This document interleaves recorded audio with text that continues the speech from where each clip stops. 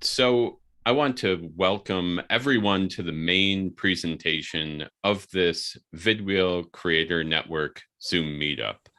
Uh, if you're here live or on if you're here live on the Zoom meeting or you're joining us via live stream. The live stream is a good preview of one of these types of meetings. But if you want to get the full experience, join us at our next meeting, which is on November 4th at 8 p.m. Eastern. We'll be kicking off our November theme on the Creator Network, which is video podcasts, with a presentation by podcaster Sean Cudahy, the creator of the Room 9 podcast. So the event info for that will be published on the vidwheel page on LinkedIn, and I'll also put a link here in the description for the YouTube livecast. Okay, so until the end of this month, though, October on the VCN, it's Video Strategy Month. We're discussing how to develop your video strategy so you get results with your video campaign. And one way to get this done is to use video for outreach, networking, and collaboration, which is what we're going to talk about tonight with the help of marketer and video professional Ben Albert of Balbert Marketing. We're going to learn how you can make over $1 per view with the CAN system. Ben, thank you very much for taking the time to speak to this group. Are you ready to go? Yeah, I'm ready. I'll share my screen and get started whenever. All right, then you're up. Yeah, share away. All right, just give me one quick moment here. Zoom has a fun new feature where I can turn my PowerPoint into a virtual background. Mm, And I'm going to make myself a little bit smaller here so I'm not in the way. You guys can all see that though, right? yes. Perfect. Again, as Neil said, we're going to be talking about how you can make $1 per view with the CAN system. I am Ben Albert. I'm the owner of Balbert Marketing, the host of Rochester Business Connections. And Rochester Business Connections is a podcast with a video element. It's a videocast podcast, and it's ultimately where I discovered the system. So we'll get into that in a moment. I always like to see where we're at today. I mean, I'm a Denver Bronco fan. I think they just kicked off like 4 minutes ago, but I'm here with you guys. I'm pumped to be here. And from a scale of 0 to 10, pop them in the chat box. Is it a 1? Is it a 10? Is it a 5? Are we sleeping at the keys here? Are we good to go? I did mean to apologize to you for that too, because I saw your Broncos post on Uh, LinkedIn maybe a week or two ago, and I'm like, there happens to be a Broncos game the night that you were, yeah, presenting to us. So thank you for taking the time. I watch enough football to know that the game's not going to be decided in the first half hour anyways. So True. I'm happy to be here. This system's brand new. I've never actually talked about it publicly. I kind of discovered it on accident. And I want to tell you just a short story of where I discovered this system. And it starts with childhood. I barely spoke a word. I'm still nervous before every one of these presentations. I was never a chatterbox. The concept of getting on video, the concept of even asking an adult when I was a kid, asking an adult to go pee, I'd be basically holding my crotch, moving back and forth, too embarrassed to say that I need to use the bathroom. So I was totally quiet. And the fact I'm on video now blows my mind because when I was a young adult, I started to love music and psychology and personal development and sociology. And around 2015, that's when I started YouTube University, that I'm pretty sure all you guys as video creators and everyone at home know. YouTube University, you can learn anything on YouTube, and I believe I learned more in YouTube and podcasting and networking and groups like this than I ever did in high school and I ever did in college. And when I was furloughed from work in April of 2020, it was almost like, let's put this knowledge to the test. I could not find a job. Um, I mean, it was COVID. It was not a good situation. And I became a business owner and entrepreneur by accident because I had nothing else to do. I didn't have any income. I was in a bad position, right? So I went to video and I went to podcasting as a marketing tool when I opened Balbert Marketing in August of 2020. That's when I officially started my business. And I launched Rochester Business Connections, which is a podcast video series. Obviously, we do both podcasts for the audio, video for the video. You guys all know this, but you never know who's listening at home. And I'm over 75 episodes, in the year.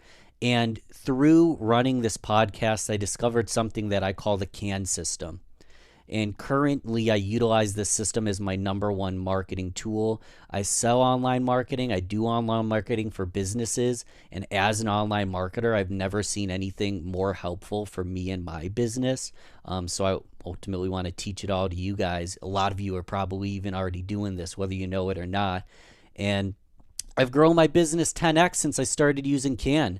I didn't even know what I was doing, and I spent $0 on ads. So it's 100% organic outreach to build my business using this system. Less than a year, I started my first full-time business, replaced my corporate sales executive income using the exact system without a book of business to start with or a single previous client to start with. I 100% built it from scratch. And this whole intro, I'm realizing as I'm reading it and talking to you guys, it sounds braggadocious, but realistically, it's not to impress you. It's just to impress upon you the possibilities when you utilize a video strategy to market your business, your brand, your services, no matter what you do. You guys already know this video is very powerful. Disclaimers, not here to sound preachy, not your guru. Don't even create the best content on earth. You guys probably create better video content than I do. And I just started teaching this system. I have nothing to sell you. There's no follow-up. I just want to provide value here today.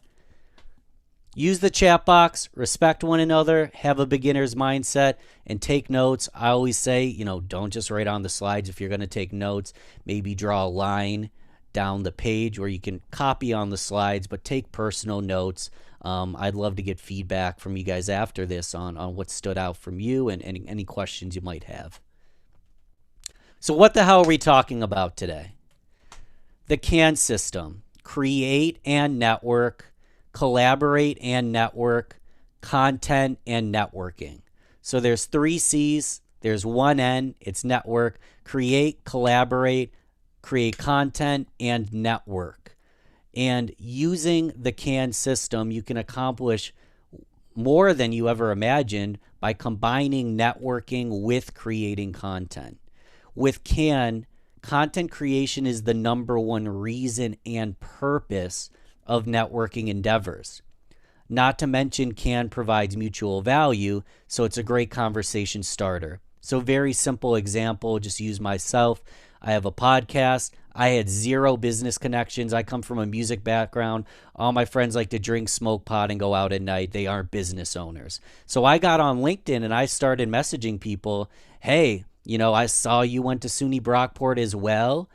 Me too. Congrats on making it big time. Just trying to connect with other business owners. And then I'd follow up. I've got this new podcast highlighting Rochester, New York, highlighting Western New York.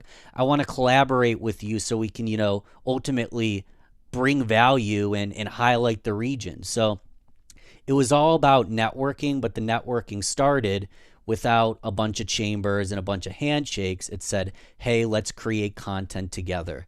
So I call this core concept creation-driven networking. And word vomit, but I tried to define it the best I could. It's the process of creating content and relationships, CAR, simultaneously by deliberately networking with important figures in your specialty or sphere in order to produce tailored content together with a goal to drive personal branding, meaningful relationships, audience growth, and of course, profits to your business all at once. So you're creating content and a relationship at once so you can mutually brand each other, brand yourself, build a relationship, build an audience all together where even if your mom's the only one watching your video, you just made a best friend. So it's worth every moment of the process. So there's 2 major components here. Deliberately create, collaborate, and produce content as the main purpose of networking with influential people to build a relationship who are members of your ideal buyer profile, interesting, influential people to these ideal buyers, or anyone on a level above you who you can learn from. So, members of target clients or customers, people influential to your target customers or clients, or anyone that you just want to nerd out and basically learn from as a mentor kind of situation. Um, Keyword is deliberately. Why throw things at the wall and hope that they stick?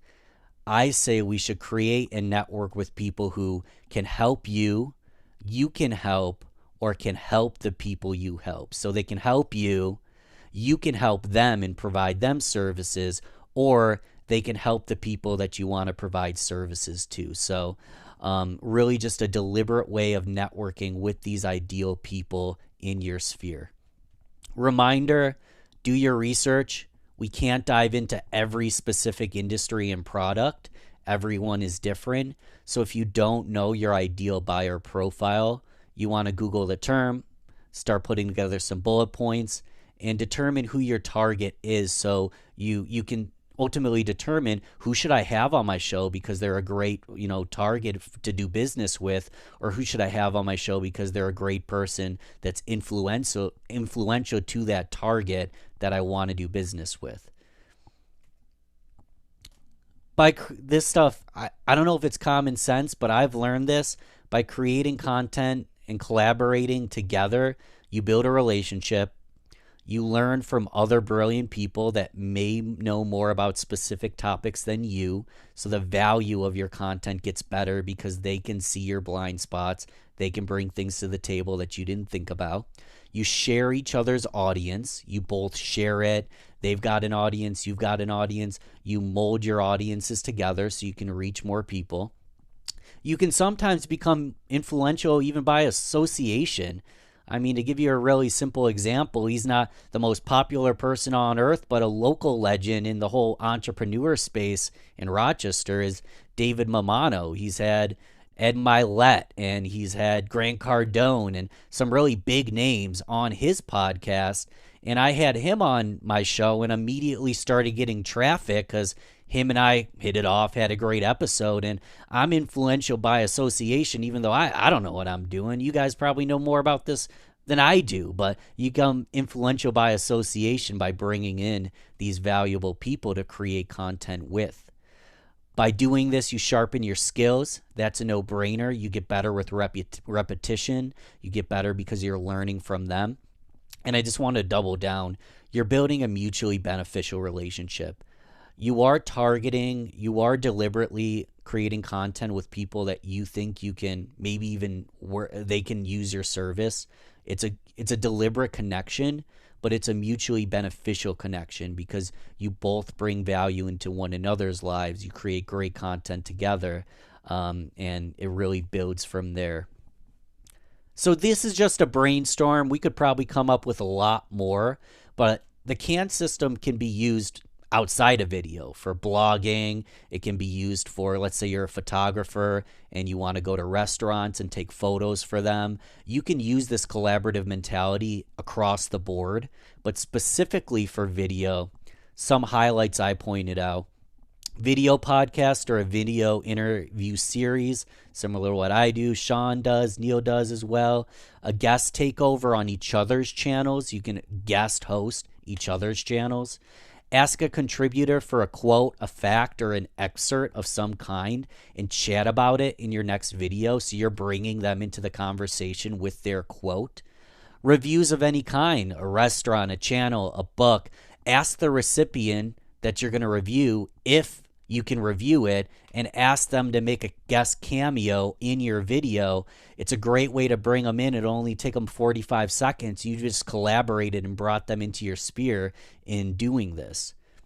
You can collab on a video series or a course. HubSpot, I'm taking a course. They've got like 25 different people teaching this course. They're all collaborating. Great minds think alike, but we also have blind spots. Bring everybody in at once. You can collab on giveaways of any kind. product demonstrations of any kind, and we can go on and on. I'm sure of all you guys can think of countless unique ways to collaborate, connect, and create content. And as we know, the methods would be personal to you. Um, yeah, Russ. That I was on Russ's podcast. It was a lot of fun. That's in the chat box on Zoom for anybody watching on the YouTube. You may have noticed this isn't a completely novel concept, and I don't claim that it's a completely brand new concept. Tons of video creators collab all the time. It's actually very common. You are different when you deliberately have a can attitude. You don't have to do anything alone. You're stronger as a tribe. You don't have to create everything by yourself and just sit in front of a screen and create everything completely fresh, unique content. In theory, all your content can and maybe should, in my case, it's like 98% of my content is created as a collaboration. That's right. All, if not most, of your creative content should be created through collaborative networking. Collaboration as the purpose of that initial networking conversation. You can dive right in it as soon as you meet someone and really hit it off on content creation. When all the content is created using the CAN system, views are nothing more than vanity metrics, because you're actively creating content and building relationships with the exact people who will allow your career to flourish.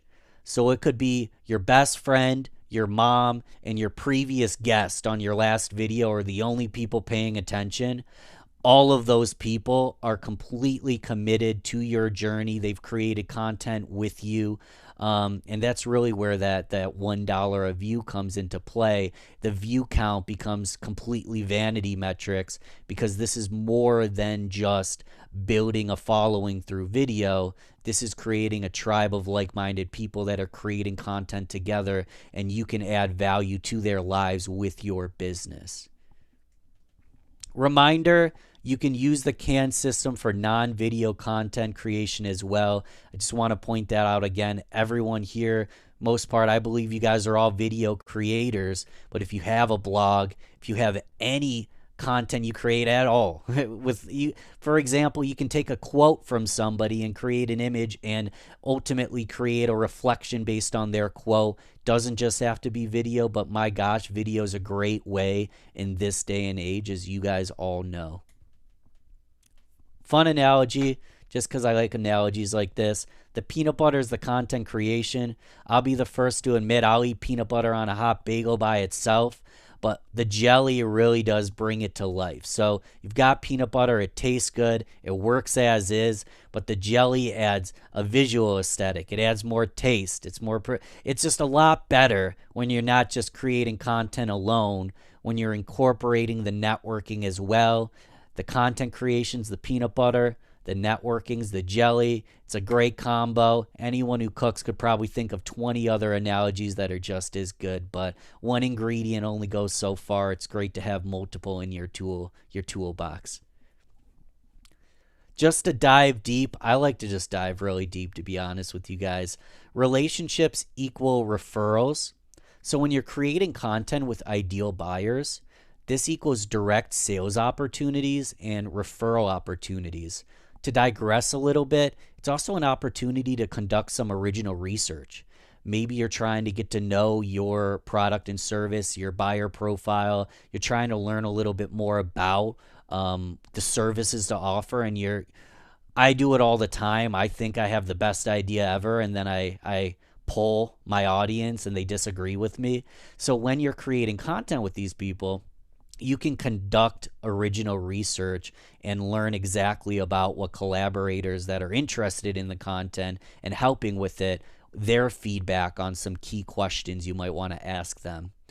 Again, if you create content with interesting, influential people, you're building momentum to gain trust and authority from members of that same ideal buyer profile. So for example, when I have someone on my podcast, I do not let them go without asking for nominations or recommendations. I don't use the word referrals. I'm using it now.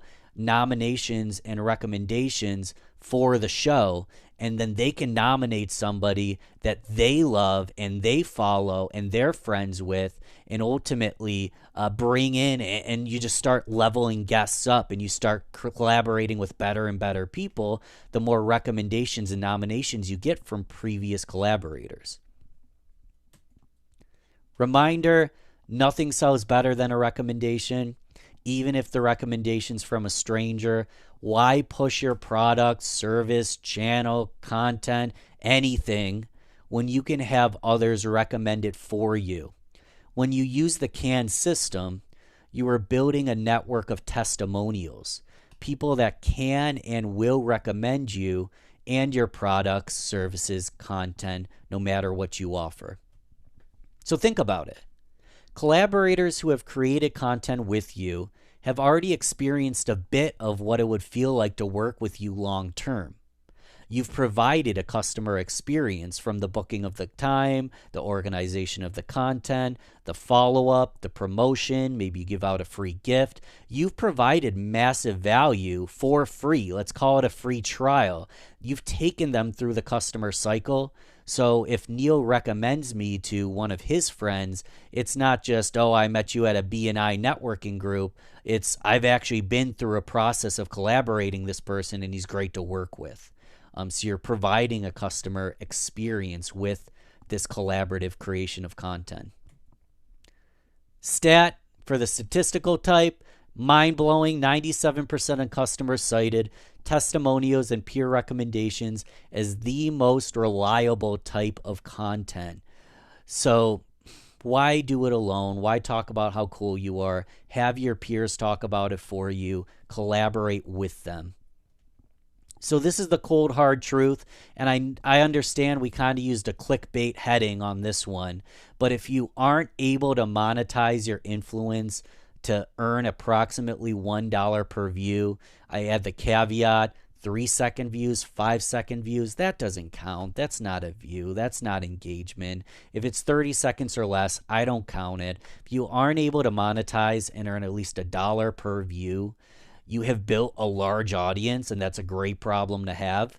You're using CAN and you have a huge audience. I bet through the branding, the outreach, it's worth every penny because you're building such a involved audience that I bet you're actually making a lot. You might even be making $1 per view if you crack the numbers. But if you're getting tens, hundreds of thousands of views, you're really kicking ass.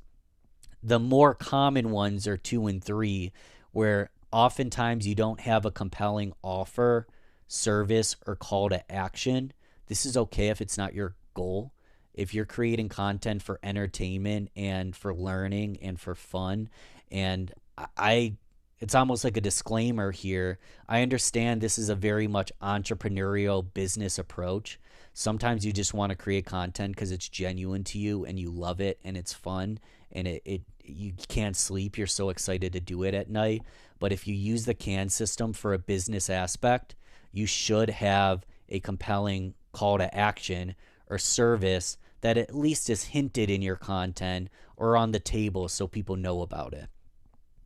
The most common one, I think, would be you're talking to the wrong people.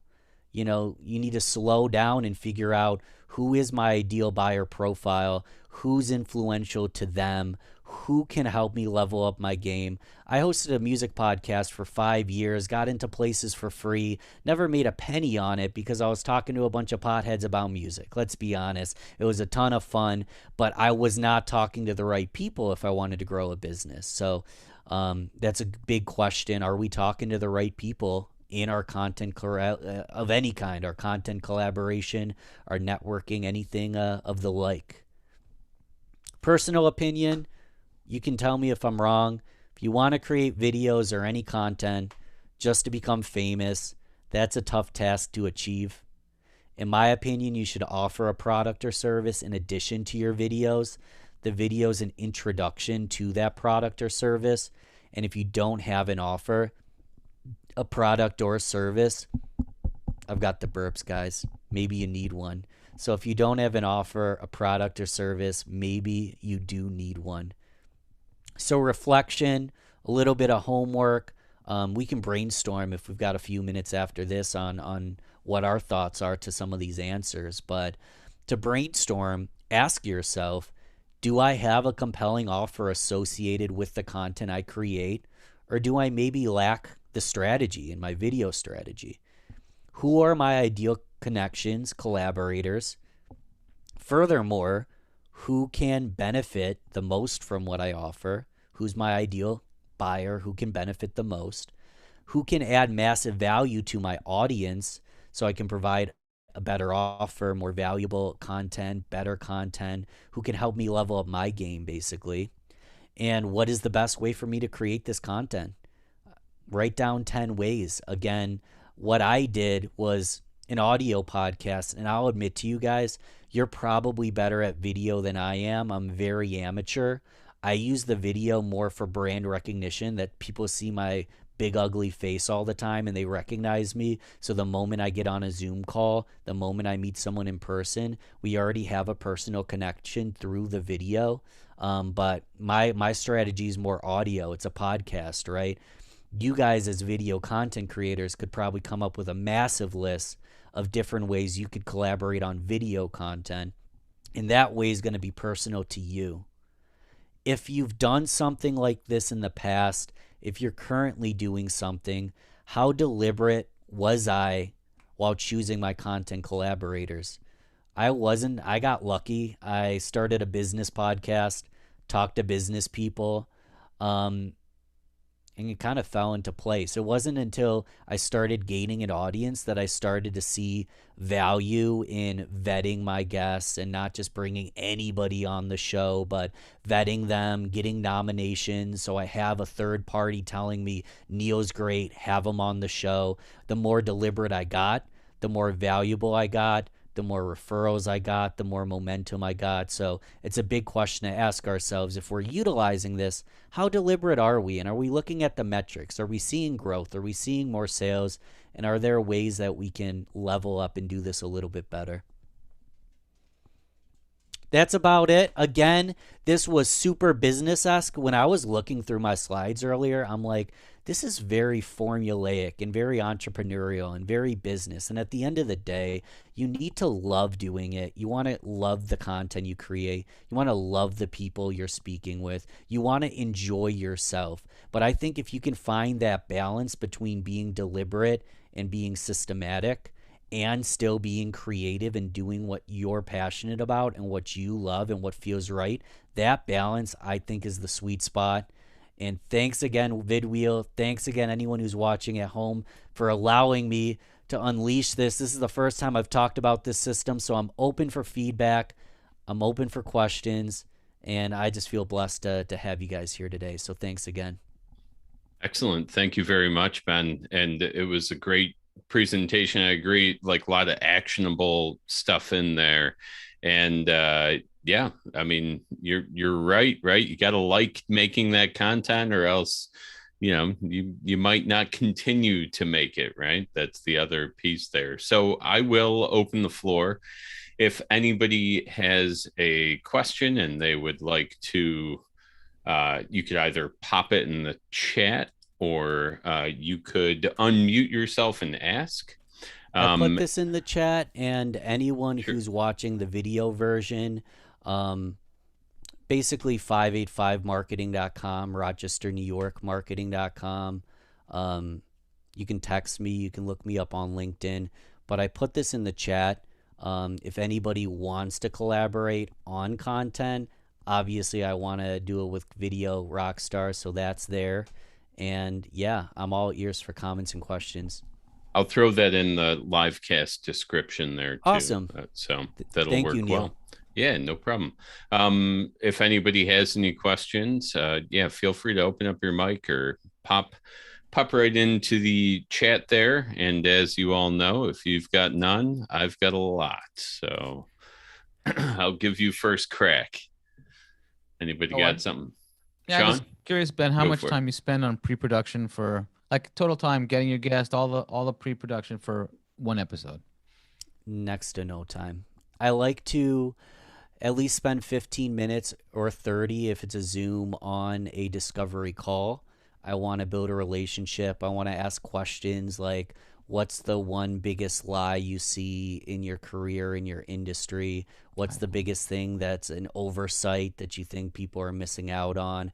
I try to get some discovery questions so I have some ammo so I know what to talk about on my show. But it's very brief, it's very quick. I don't edit my podcast very much, only if required. It's all about just a raw conversation. So 15, 30 minutes of let's get to know each other, and then 45 minutes of airtime is about all I do. Nice. And Bill put a message in the chat here. He's asking, how do you start? So Yes. what's your advice on that? You almost have to go to YouTube University. I know Bill, him and I used to work together. I'll walk you through some of these things. And you really start by just having the first ask. I I was already comfortable because I had already hosted a podcast, but I had no business connections. I literally went to LinkedIn and I cold messaged people, but I didn't send them the whole long sales pitch, are you interested spiel. I basically just said, hey, I'm new to business ownership. I'm looking for advice, I'm looking for mentorship, and I started a podcast to highlight the business community. It could be a podcast, it could be a blog, it could be really just grabbing coffee and having a conversation. But you start by asking people that are out of your league, and you might ask 5 people that are out of your league to collaborate with you on whatever you do, and only one of them says yes. That's your brother, that's your sister, that's your tribe. If you can keep that momentum going, it doesn't matter what content you're creating. It's really just stepping out there, almost moving into a sales role and being willing to ask people, hey, I'm looking to try something cool. Will you jump on the magic carpet ride with me, you know? And Bill, I don't know if you want to ask a follow-up question. It does depend on how you're going to create content. But the best way to start is just to put your shoes on and start running, you know? Do it. Excellent. So that I actually was going to comment on a similar thing to what you just brought up, which is the hardest part is sometimes just getting the ask out there. But this is what I found because I asked people for these meetings and for our own podcasts and stuff, and we've landed some pretty good guests. The hardest part is the ask, but it's one of those things that if you do, like you said, you ask 5 people who are out of your league, one of them is going to say yes. So you just got to kind of get over the hump and make that ask, and then you can kind of level up. Does anybody else have any questions? Ben, do you use things like Podmatch, that website where you can match up, or any kind of website where you can, look for people who want to be on podcasts and then vet them if they're interested? You do things like that? I do not. I've thought about it for a new show I'm releasing. I don't really have a good explanation other than I find like I've been on Podmatch and I'm getting pitched all the time to like have like people want to be on my show. I don't know how well they promote. So I've never used Podmatch, but my intuition is if someone's trying to be on your show or they're on a podcast tour or they're promoting something, hover their LinkedIn, hover their Instagram, hover their Facebook, see if they're actually promoting these things, see if they have a following or if they're just using you as a platform. Because ideally you want something mutually beneficial. In my case, it's called Rochester Business Connections.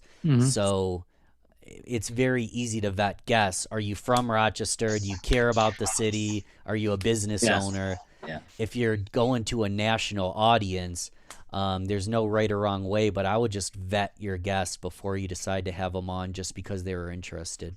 Understood. Thanks for the answer. Can I jump in on that one? Please. Go for it. All right. I've been using, I believe it's Podmatch. There's several I have in my queue that I'm planning on discovering, and it runs hot and cold. So I've gotten, I guess if that's a word, my no shows from Podmatch, and every other technique to get people on my podcast has been successful.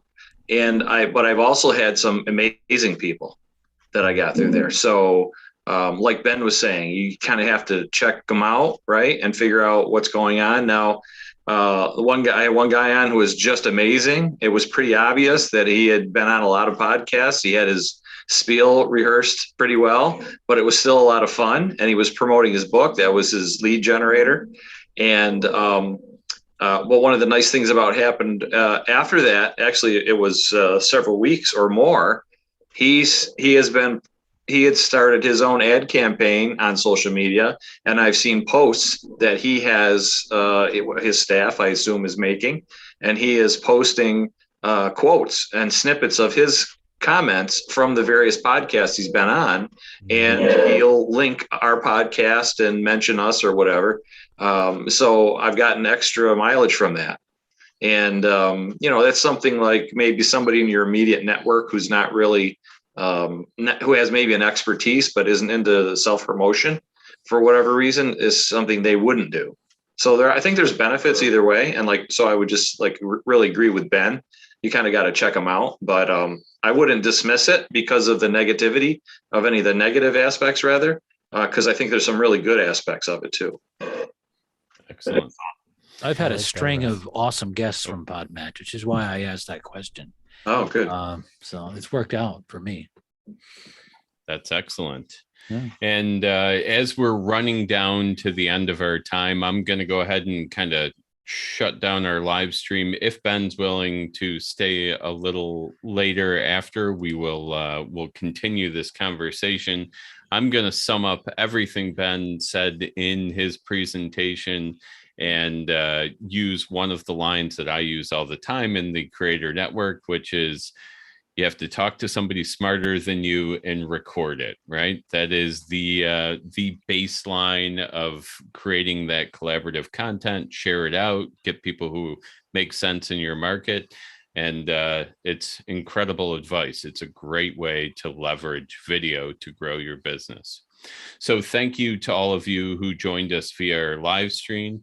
Again, don't miss that meeting that's coming up 11/4 at 8 p.m. Eastern. Sean Cudahy will be presenting on video podcasting.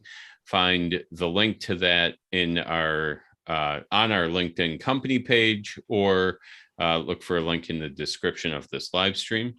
Have a good